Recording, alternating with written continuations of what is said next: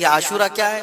10ویں محرم کے دن کو عاشورہ کہا جاتا ہے، بڑا تاریخی دن ہے، اور بلکہ اللہ کے نبی صلی اللہ علیہ وسلم نے یہ بھی فرمایا قیامت بھی اسی دن کو آنے والی ہے۔ 10 محرم الحرام ہوگی اور جمعہ کا دن ہی ہوگا، جس دن سور پھونکا جائے گا اور پوری دنیا فنا کر دی جائے گی اور قیامت کا منظر قائم ہو جائے گا۔ عاشورہ کا دن آتا ہے تو اے مومنو، سب کے سب اللہ کی بارگاہ میں دوڑ آ جاؤ، عبادت کے لیے لگ جاؤ، اور اس دن یہ یاد کرنا چاہیے کہ یہی وہ دن ہوگا جب ہمیں بارگاہ رب العزت میں کھڑا کیا جائے گا۔ اولین سے لے کر آخرین تک جتنے بھی پیدا ہوئے اس روئے زمین پر سب کو اٹھایا جائے گا، حساب و کتاب ہوگا، اور وہ 50,000 سال کے برابر کا ایک دن ہوگا۔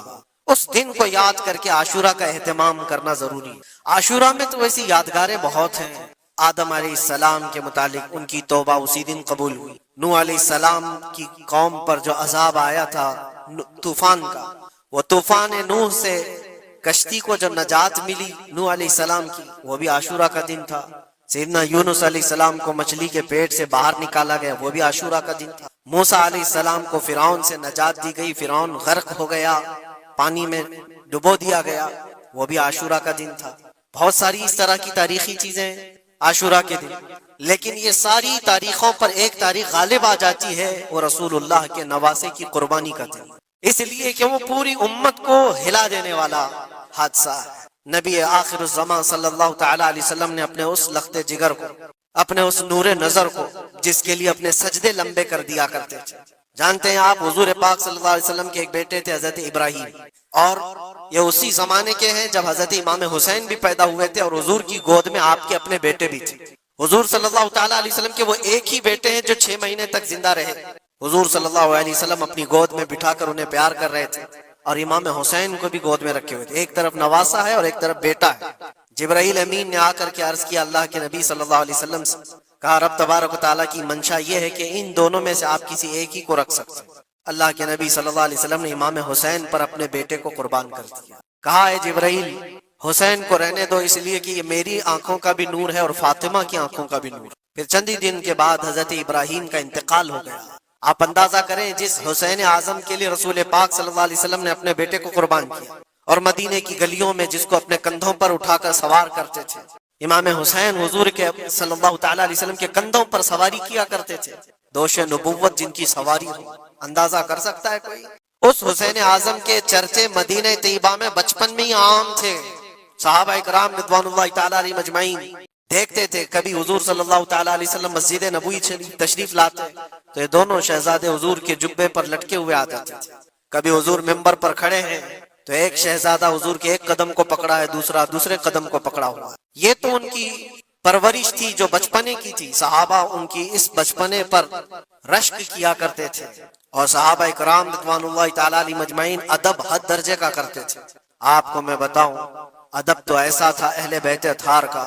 امام حسین کی عمر چھوٹی سی تھی، امام حسین، اور ایک زمانہ ایسا تھا جب حضور پاک صلی اللہ علیہ وسلم کے وصال کے بعد حضرت ابو بکر کا زمانہ آیا، 2.5 سال آپ نے خلافت کی، پھر اس کے بعد حضرت عمر کا دور خلافت شروع ہوا، اور حضرت عمر کے دور خلافت کو کون نہیں جانتا؟ ایسے رعب و دبدبے والا خلیفہ کہ لوگ ان کی ہیبت سے کانپتے تھے، قیصر و کسریٰ کانپ رہے ہوتے تھے، بڑی بڑی فوجیں تھراتی تھی اس نام سے، حضرت عمر کے نام سے۔ ان کے دور خلافت میں ایک بار ایسا ہوا تھا کہ حضرت عمر کے بیٹے ہیں عبداللہ، اور ان کا اور حضرت امام حسین کا بچپن میں کچھ جھگڑا ہو گیا، چھوٹی عمر تھی، امام حسین کی بھی عمر چھوٹی تھی، عبداللہ کی عمر بھی چھوٹی تھی، دونوں تکرار کرتے رہے، کچھ نہ کچھ بات چیت ہوئی ہوگی، تو حضرت حسین نے حضرت عبداللہ کو غصے میں یوں کہا تو کیا مجھ سے بحث کرتا ہے، تیرا باپ تو میرے نانا کا غلام تھا، خلیفہ وقت ہیں وہ، اور ان کو اس طرح سے کہا تیرا باپ آج جو خلیفہ ہے وہ میرے نانا کا غلام تھا۔ حضرت عبداللہ کو یہ بات لگی، کہا میں یہ شکایت امیر المومنین سے کروں گا۔ وہ دوڑ کر کے آئے، خلیفہ وقت ہے جس کے سامنے کھڑے ہونے کے لیے اچھے کانپ جاتے تھے۔ بیٹے نے آ کر کے کہا حضرت عمر فاروق سے کہ ابا آج میری حسین سے تکرار ہوئی، اور جھگڑے میں انہوں نے مجھے یوں تانا مارا کہ تیرا باپ میرے نانا کا غلام تھا۔ حضرت عمر اتر آئے کرسی سے اور کہا کیا حسین نے ایسا کہا؟ کہا بالکل ایسا ہی کہا۔ تو حضرت عبداللہ کہتے ہیں ابا کا جلال دیکھ کر کے میں سمجھ گیا کہ حسین کو سزا ملے گی، کہا جاؤ حسین کو بلا لاؤ، حسین کو بلا لاؤ۔ انہوں نے یہ کہا ہے، میں سننا چاہتا ہوں۔ حضرت عبداللہ دوڑے ہوئے گئے، چند اور لوگ بھی ساتھ میں آ گئے کہ حسین کی پیشی ہو گئی ہے خلیفہ وقت کے دربار میں، امیر المومنین عمر ابن خطاب نے طلب کیا ہے۔ حضرت حسین آئے اور وہ شہزادے کے اندر جو رعب و دبدبہ ہے، جلال ہے، جمال ہے، وہ بچپنے سے قائم ہے۔ رسول اللہ صلی اللہ علیہ وسلم کا لعاب پاک جس نے پیا، خلیفہ وقت کے سامنے آ کر کھڑے ہوئے۔ حضرت عمر نے پوچھا، حسین میرے بیٹے کو کیا آپ نے ایسا کہا ہے کہ تیرا باپ میرے نانا کا غلام تھا؟ حضرت حسین نے کہا، ہاں میں نے کہا ہے۔ ڈر کس بات کا، خوف کس بات کا؟ جو کہا ہے وہ کہہ رہا ہوں، ہاں میں نے کہا۔ حضرت عمر نے کہا، کیسے کہے بتاؤ، کس طرح سے تم نے کہا تھا، بول کے بتاؤ۔ حضرت حسین نے کہا، میں نے عبداللہ سے یہ کہا تیرا باپ میرے نانا کا غلام تھا۔ حضرت عمر نے کہا، اور ایک بار بولو۔ حضرت حسین نے پھر کہا، عبداللہ تیرا باپ میرے نانا کا غلام تھا۔ حضرت عمر نے کہا، اور ایک بار بولو۔ 3 بار بولنے کے بعد ان کے دونوں بازو پکڑ کر کے گھٹنے زمین پر ٹیک دیا۔ حضرت امیر المومنین کہتے ہیں، میری بخشش کے لیے تمہارے جملے ہی کافی ہو گئے۔ آپ نے جو مجھے سند دی ہے اے حسین، بس یہ جملہ کل قیامت کے دن بھی کہہ دینا، جب میرا حساب ہو رہا ہو تو اتنا کہہ دینا، عبداللہ کا باپ عمر میرے نانا کا غلام تھا۔ اس لیے کہ رسول کریم صلی اللہ علیہ وسلم نے فرمایا ہے، الحسن والحسین سیدہ شباب اہل الجنہ، حسن اور حسین جنتی جوانوں کے سردار ہیں۔ یہ جسے اجازت دے دیں وہ جنت میں چلا جائے گا، جسے یہ کہہ دیں وہ کہ یہ میرے نانا کا غلام ہے۔ مجھے بتاؤ میرے عزیزو، اس حسین اعظم کی بات میں کر رہا ہوں، وقت کا بارعب خلیفہ امیر المومنین عمر ابن خطاب، جن کے سامنے گھٹنے ٹیک کر کے بیٹھے اور کہے یہ جملہ دوبارہ کہو، ان کا مقام کیا ہو سکتا ہے؟ حد درجے کا ادب صحابہ اکرام کے اندر تھا۔ اور ایک مرتبہ ایسا بھی ہوا تھا، حضرت عمر ممبر پر کھڑے تھے، حضرت امام حسین اپنے گھر سے دوڑتے ہوئے آئے۔ یہ وہ منظر تھا جب انہوں نے اپنے نانا کو ممبر پر خطبہ دیتے ہوئے سنا ہے۔ زمانہ انہوں نے آنکھیں کھولی ہیں حضور کی گود میں، بچپنا پایا ہے رسول اللہ کے گھر میں، اور دیکھا ہے سب سے پہلے خطبہ دیتے ہوئے تو اپنے نانا کو دیکھا تھا، لیکن جب رسول کریم صلی اللہ علیہ وسلم کی وفات ہو گئی تو پورا اندھیرا سا چھایا ہوا تھا۔ حضرت امام حسین ان کے متعلق ہے کہ ایک بار حضرت عمر ممبر پر کھڑے تھے، وہ دوڑتے ہوئے آئے مسجد میں، حضرت حسین کو ایسا لگا کہ رسول اللہ خطبہ دے رہے ہیں۔ وہ یادیں کہاں سے جاتی جو رسول اللہ کو خطبہ دیتے ہوئے دیکھا تھا۔ دوڑتے ہوئے آئے، دیکھا عمر فاروق خطبہ دے رہے ہیں، تو چیخ کر کے کہا کہ آپ میرے نانا کے ممبر سے اتر جاؤ، یہ میرے باپ کا ممبر ہے، اپنے باپ کے ممبر پر جاؤ، تمہارے باپ کے ممبر پر جاؤ۔ حضرت عمر اتر گئے، یہ نہیں کہ خطبہ قائم رکھا، فوراً اترا ہے اور شہزادے کو پکڑ کر کے رونے لگ گئے۔ سچ کہا ہے حسین، یہ ممبر تو تمہارے گھر کا ہی ہے، یہ ممبر تمہارے باپ کا ہے، تمہارے نانا کا ہے، اور انہوں نے یہ عزت بخشی ہے ہمیں کہ ہم اس ممبر پر کھڑے ہوتے ہیں۔ اگر آپ اجازت دیں تو میں خطبہ دوں، ورنہ میں یہیں بیٹھا رہوں۔ یہ مقام تھا امام حسین کا، بچپنے کی بات کر رہا ہوں۔ پھر انہوں نے کہا آپ خطبہ دیں، حضرت عمر خطبہ دینے لگے۔ عزیزان گرامی، رسول کریم صلی اللہ تعالی علیہ وسلم کے اس عظیم خانوادے کی بات کر رہا ہوں۔ دنیا نے امام حسین کی داستانیں کربلا کی بہت سنائی، اور ہم بھی سناتے رہے اور سنتے بھی رہے۔ وہ تو آخری وقت کی قربانیاں ہیں، جب آپ کی زندگی پاک تمام ہونے کو آئی اس وقت تو کربلا میں پہنچے، لیکن آپ کی ابتدائی زندگی اور آپ کی جوانی، یہ سب معاملات ہر نوجوان کے سامنے ہونا چاہیے۔ اگر نوجوان آج ہمارا یہ کہتا ہے کہ میرا آئیڈیل حسین ہے، تو اس کو حسین کی زندگی پڑھنا چاہیے۔ اگر وہ پڑھے گا تو یزیدیوں کی طرح جینا چھوڑ دے گا، جینے کا طریقہ یزیدیوں کی طرح اور نعرے حسین کے ہوں تو یہ زمین و آسمان کا فرق ہے میرے عزیزوں۔ سیدنا امام حسین رضی اللہ تعالیٰ عنہ کے گھرانے کی بات میں آپ کو کہوں، ایک بار حضور پاک صلی اللہ تعالیٰ علیہ وسلم حضرت فاطمہ کے گھر تشریف لائے تھے۔ یہ کون سا وقت تھا میں آپ کو بتاؤں، بچے دونوں بیمار تھے، امام حسن اور امام حسین۔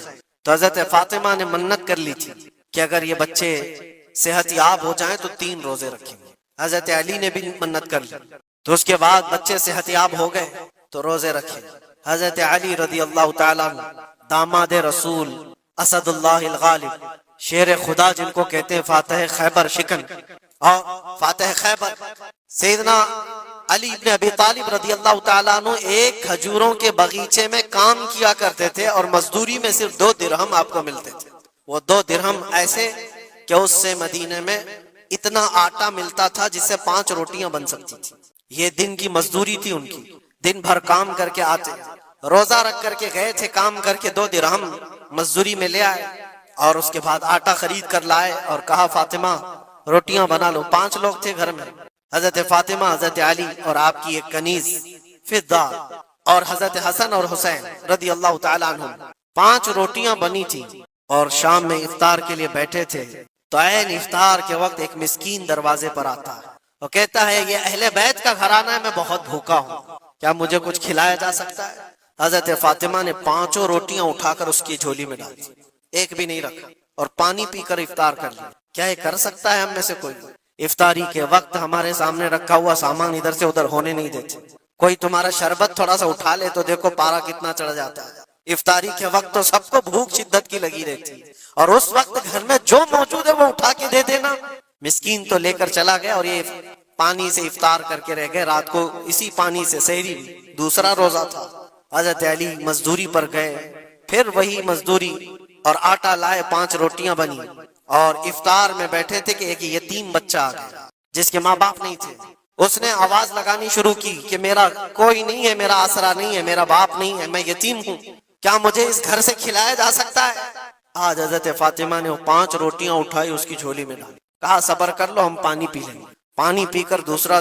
مصیبتیں بہت تھوڑی ہیں اور اللہ تبارک و تعالی انعامات میں ہمیں زیادہ رکھا ہے, لیکن دکھتی وہی مصیبتیں ہیں لوگوں کو. وہ خوشحال کتنا رکھا ہے وہ نہیں دیکھا جاتا. عزیزان گرامی وقار, یہ ساری باتوں کے بعد ہم آتے ہیں اس کربلا کے میدان میں جو خونی منظر ہے. وہ اس لیے بیان کرنا ضروری ہے کہ ہمارے ہر جوان کو یہ بات یقین کے ساتھ معلوم ہو جائے کہ مصیبتوں سے بھاگ جانے کا نام اس کا علاج نہیں ہے, مصیبتوں سے ڈٹ کر مقابلہ کرنا ہی یہ حسینی ایمان ہے. اور بہت سارے لوگ ہمیں بھی مشورہ دیتے ہیں, بہت سارے حالات بہت خراب ہیں, حالات بہت خراب ہیں. ایسے میں نے دیکھا ہے ابتدائی اسلام سے لے کر آج تک حالات خراب ہی رہے. کب اچھے ہوئے تھے؟ کیا آپ کو اسلام کی تبلیغ کرنے کے لیے پھولوں کی سیج پر سجا کر لایا جائے گا تبھی آپ بولو گے؟ بہت سارے لوگ یہ سوچتے ہیں حالات بہت خراب ہیں. میرے عزیزو, اس سے بڑے بڑے حالات خراب ہو کر گئے اور اب بھی جائیں گے.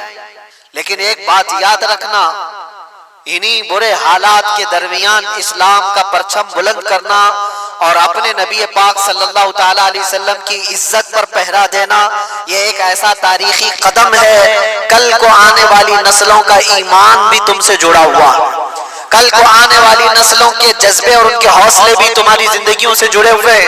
آج اگر تم بزدل ہو گئے, پھسل گئے, تو کل تو وہ لوگ پوچھیں گے محمد کس کا نام تھا. معاذ اللہ رب العالمین.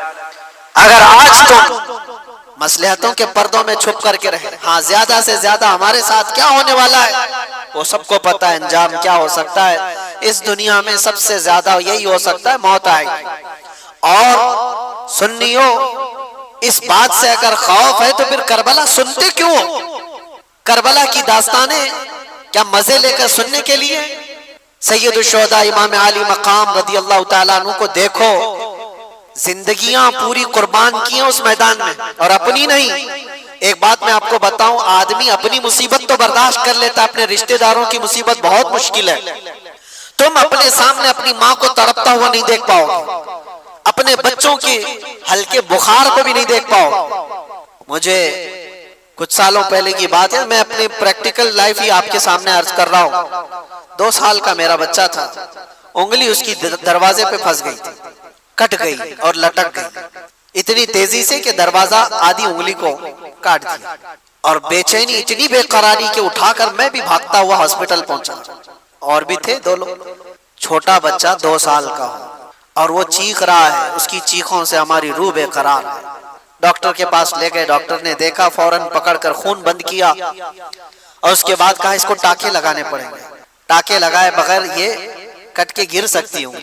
ہم نے کہا اس فوراً جو بھی فیصلہ لینا ہے. نرس ڈاکٹر مل کر میرے بچے کو اندر لے جاتے, ہمیں کہتے آپ مت آنا, آپ باہر کھڑے رہے, کیونکہ باپ اور ماں کی بے قراری اور بے چینی دیکھتے ہیں. ڈاکٹر کہا کہ ہمارے کام میں خلل ہوگا. میں کہا میں دیکھوں گا. کہا نہیں دیکھ سکو گے. اور حقیقت بات ہے میرے عزیزوں، اندر جانے کی ہمت نہیں ہوئی، اس لیے کہ جب وہ لوگ ٹاکے لگا رہے تھے، اللہ کوئی بے ہوشی کی دوا وغیرہ نہیں، ایسے ہی ٹاکے لگائے جا رہے تھے، اور بچے کی چیخ سے پورا ہاسپٹل گونج رہا تھا۔ سچ بتاؤں، ہمارے آنسو ہے کہ تھمتے نہیں تھے، بے قراری ہے کہ رکتی نہیں تھی۔ جلدی سے جاؤں بچے کو اٹھا لوں، جلدی سے جاؤں سینے سے لگا لوں، دور سے پکارتا رہا، بیٹا بس تھوڑا اور، بس تھوڑا اور، ہو گیا ختم ہو گیا۔ یہ بے قراری مجھے آج بھی یاد آتی ہے، پھر اس دن بھی میں نے یاد کیا تھا، صرف انگلی کٹی تھی تو یہ بے قراری تھی۔ وہ سید الشہداء امام علی مقام کی گود میں ظالموں نے بچوں کو چھلنی کر دیا تھا، ان کے حلقوں میں تیر چلا کر امام کے ہاتھ میں ہی ان کے بچے کو شہید کیا تھا۔ کیسے وہ اپنے ہاتھ میں بچہ اٹھا کر کے کھڑے ہوں گے؟ ایکسپلین ہم نہیں کر سکتے اس چیز کو، تصور سے بڑھ کر کے یہ چیز، ہم سب کے صبر مل کر کے بھی امام حسین کے قدم تک نہیں پہنچ سکتے۔ ہماری زندگیوں کے سب کے صبر، میرے عزیزوں یہ آسان کام نہیں ہے۔ آپ کو پتا ہے عزیزوں کی موت ایک کے بعد دوسرا، دوسرے کے بعد تیسرا، تیسرے کے بعد چوتھا شہید ہوتا جا رہا ہو، جو امام علی مقام کی طرف سے آ رہا ہے۔ امام حسین جانتے تھے ہمارے قافلے میں کل ملا کر 82 لوگ ہیں، ادھر 22,000 کا لشکر ہے، مقابلہ کیسے ہوگا؟ کیا امام علی مقام کو دنیاوی حالات پر خبر نہیں تھی؟ وہ رسول اللہ کے وہ وارث جن کو رسول اللہ صلی اللہ علیہ وسلم نے فرمایا میرا جود و سخا پورا حسین کو دیا گیا، کیا وہ امام علی مقام کو حالات کی خبر نہیں تھی؟ سب خبر تھی، انہیں پتا بھی تھا یہ کوئی مقابلہ نہیں۔ لیکن وہی میں جو کہتا ہوں، امتحان کی گھڑی بہت ڈیفرنٹ ہوتی ہے، بہت الگ ہوتی ہے۔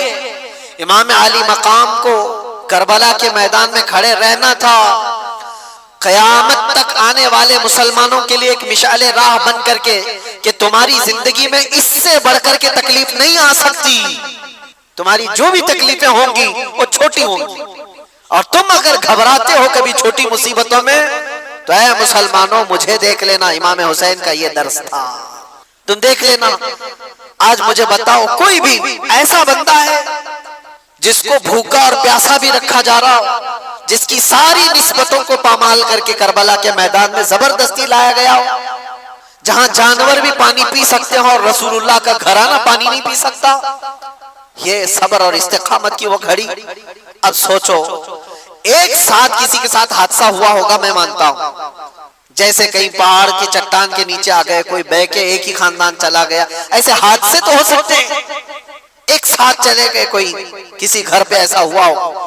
امام علی مقام کے ساتھ ایسا نہیں، سٹیپ بائی سٹیپ دیکھا جا رہا ہے، صبح سے لے کر ایک کی موت، اس کو برداشت کرنا، اس کو سہنا، ریکوری کے لیے وقت تو لگتا ہے، لیکن کیسے ایک ساتھ مل کر پورے خیمہ حسین کو نہیں ختم کیا گیا تھا۔ امام حسین رضی اللہ تعالیٰ عنہ کے ساتھی پہلے جا رہے ہیں، جو جاتے دعا سلام کر کے میدان میں جاتے اور واپس نہیں آتے تھے، اور اگر واپس آتے تو صرف اتنا کہتے تھے کہ پانی کی چند بوند مل جائیں تو اور لڑیں گے۔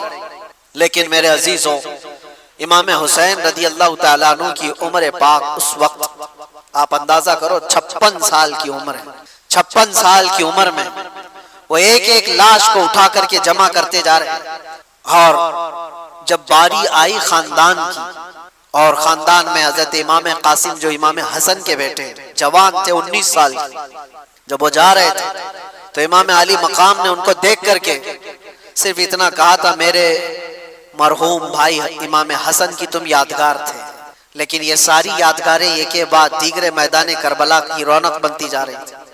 وہ گئے وہ یزیدیوں کے درمیان، کتنی دیر تک ایک تنہا شیر لڑے گا؟ یہ سارے بھیڑیے جب جتھے کے ساتھ حملہ کرتے، تیروں سے چھلنی کر کے زخمی کر کے گراتے اور پھر سر کو جسم سے الگ کر دیتے تھے۔ حضرت امام قاسم اور حضرت علی اکبر جو حضرت امام حسین کے بڑے شہزادے ہیں، ان کی بھی عمر تقریباً 19 یا 20 سال کی عمر۔ سوچو اے نوجوانوں جن کی عمریں آج 20 سال کے آس پاس ہیں، 18 سال، 20 سال، 22 سال، اے نوجوانوں تمہاری اس جوانی کی زندگی میں تم رات بھر گیم کھیلتے ہوئے بیٹھے ہو، انٹرنیٹ چلاتے ہو، اور امام حسین کے شہزادے اسلام بچانے کے لیے اپنی جانوں کو ہتھیلی پر لے کر کربلا میں کھڑے تھے۔ کل قیامت کو کیا منہ دکھاؤ گے ان کے سامنے؟ ان کی بھی تو جوانیاں تھی، ان کی بھی تو شادیاں ہونی تھی، وہ رسول اللہ کا گھرانہ تھا، پورے اسلام کی پورے اسلام کی عزت کو بچانے کے لیے وہ کربلا کے میدان میں قربانیاں دے رہا ہے۔ وہ منظر مجھے یاد آتا ہے حضرت عباس علم بردار، حضرت امام علی مقام کے بھائی ہیں، سگے بھائی ہیں حضرت عباس، مولا علی شیر خدا کے بیٹے ہیں۔ ان کو ایک چیز بے قرار کر گئی، وہی میں کہہ رہا ہوں نا، اپنی تکلیفیں برداشت کر سکتا ہے آدمی، اپنے اہل خانہ اپنے رشتہ داروں کی تکلیف برداشت نہیں کر پاتا۔ ہوا یہ کہ 9 سال کی بچی حضرت بی بی سکینہ، وہ حضرت امام علی مقام کی چھوٹی شہزادی ہیں، وہ حضرت عباس سے کہنے لگی چچا کیا آپ جا کر کے ہمارے لیے پانی کا انتظام کر سکتے ہیں؟ تو حضرت عباس سے اب رہا نہ گیا، کہا اپنی پیاس تو برداشت کر سکتے ہیں، بچوں کی پیاس کے لیے کیسے برداشت کریں؟ حضرت عباس کہتے ہیں کہ بیٹی سکینہ میں تیرے لیے پانی لاتا ہوں۔ یا توجہ، وہ گئے کسی طرح سے، وہ جواں مردی جو حیدر کرار کے شہزادوں میں وہ کہیں نہیں مل سکتی، سارے ان یزیدیوں کے نرغے کو پھلانتے ہوئے دریائے فرات پر گئے بھی اور مشکیزہ پانی کا بھر لیا۔ ایک بات میں آپ کو کہتا ہوں، 3 دن کے بھوکے اور پیاسے، وہ بھی تو بھوکے اور پیاسے، دریائے فرات پر پہنچ بھی گئے، پانی بھر بھی لیا۔ خیمہ امام حسین پر پانی لانا یہ بات کی بات تھی، لیکن چلو میں تو خود کے پانی تھا، پہلے خود بھی تو پی سکتے تھے۔ امام حسین کے خیمے تک پانی پہنچانے کے لیے وہ آئے ضرور تھے، لیکن خود بھی تو 3 دن کے پیاسے ہیں، پی لیتے۔ چلو بھر پانی اٹھایا اور پھینک دیا، کہا کہ یہ غیرت میری گوارا نہیں کرتی کہ حسین کے گھر والے پیاسے اور میں پانی پی رہا ہوں۔ رسول اللہ کا لاڈلا نواسا پیاس میں ہو اور میں یہاں اپنی پیاس بجھا رہا ہوں، ایک قطرہ پانی نہیں پیا۔ یہ کیسا ایمان تھا، کوئی بھی ہو اپنی پیاس تو بجھا لیتا، لیکن رسول اللہ کے اس گھرانے کی کتنی مثالیں آپ کے سامنے۔ حضرت عباس مشکیزے سے پانی لے کر کے وہ جب واپس لوٹ رہے تھے، یزیدیوں میں شور مچ گیا کہ اگر یہ پانی گیا واپس تو لڑائی لمبی ہو جائے گی، ہم مقابلہ نہیں کر پائیں گے حیدر کرار کے شیروں کا، کسی طرح سے یہ پانی ختم کر۔ کسی ظالم نے آ کر حضرت عباس کے دائیں مونڈے پر تلوار ماری تو ہاتھ ہی کٹ کے گر گیا۔ یہ کوئی میں ٹھوکر لگ کر چمڑی نکلنے کی بات نہیں کر رہا ہوں، ہاتھ کٹ کے گرا ہو جس پہ مشکیزہ پانی کا پکڑا ہوا تھا۔ حضرت عباس نے کہا بائیں ہاتھ سے اٹھا لیتا، ہمت نہیں ہاری، پانی مجھے سکینہ کو پلانا ہے۔ جب وہ دوسرے ہاتھ میں پانی اٹھا کر دوڑ رہے تھے تو یزیدیوں نے یہ ہاتھ کو بھی کاٹ دیا، یہ ہاتھ بھی کاٹ دیا۔ جس کے بازوؤں کے دونوں ہاتھ کاٹ دیے ہوں اس کی کیفیت کیا ہو، کیا درد نہیں ہوتا ہوگا، کیا تڑپ نہیں ہوتی ہوگی، لیکن ان کے اندر ایک ہی دھن تھی کہ مجھے پانی پلانا ہے خیمہ حسین۔ جو وہاں بچے پیاسے ہیں، اپنے دانتوں سے پکڑ لیا مشکیزے، کہا میں اس طرح سے جاؤں گا بغیر ہاتھوں۔ یزیدی ظالموں نے دیکھا کہ یہ ہار نہیں مانتا ہے تو تیروں سے چھلنی کر کر کر کے اس مشکیزے کا پورا پانی بہا دیا۔ حضرت عباس کہتے ہیں اب میری ہمت ختم ہو گئی، حضرت عباس کہتے ہیں اب میں نہیں جا سکتا خیمہ امام حسین کی طرف۔ گر گئے، زخموں سے چور چور تھے، خون رس رہا ہو دونوں بازوؤں سے اور پانی بھی ختم، ساری چیزیں ختم ہو گئی۔ تو ظالموں نے دیکھا کہ عباس گر گئے زمین پر تو کسی یزید نے آ کر کے آپ کے سینے پہ نیزہ مار کر شہید کر دیا۔ یہ وہ منظر تھا، امام حسین دوڑتے ہوئے آئے اپنے اس چھوٹے بھائی کو اٹھانے کے لیے۔ امام حسین کے سگے بھائیوں میں یہ چھوٹے بھائی اکیلے تھے کربلا کے میدان میں۔ آ کر دیکھا تو دونوں بازو کٹے ہوئے ہیں اور پورا جسم زخمیوں سے چور ہے اور نیزہ سینے پر لگا ہوا۔ آپ نے امام علی مقام نے ان کو اٹھایا، اور جانتے ہو یہ ایک ہی موقع ہے جب روایت ملتی ہے امام علی مقام نے اللہ کی بارگاہ میں یوں عرض کیا تھا اپنی ریڑھ کی ہڈی کو پکڑ کر، کمر کو پکڑ، الآن انکسر ظہری، آج میری کمر ٹوٹ گئی۔ بھائی جب چلا جاتا ہے تو کمر ٹوٹ گئی، لیکن یہ نہیں کہا کہ ایمان ٹوٹ گیا۔ جسم کمزور ہو جاتا ہے لیکن ایمان نہیں۔ امام علی مقام آئے واپس خیمے میں، بی بی سکینہ ویسی پیاسی تھی، آپ کی اہلیہ ویسی پیاسی، آپ کے گھر کے بچے ویسی پیاسی۔ وہ منظر کیا عجیب منظر ہے۔ مجھے بات یاد آتی آج سے 1 سال پہلے جب میں کربلا کے واقعات جیل کے اندر بھی سنا رہا تھا تو جو غیر مسلم ہیں وہ بھی رو رہے تھے۔ غیر مسلم جن کا ایمان نہیں ہے۔ امام علی مقام کے گھرانے کی ان شہادتوں کو سن کر وہ بھی رو رہے تھے۔ یہ سانحہ ایسا ہے، اندر کی بیویوں نے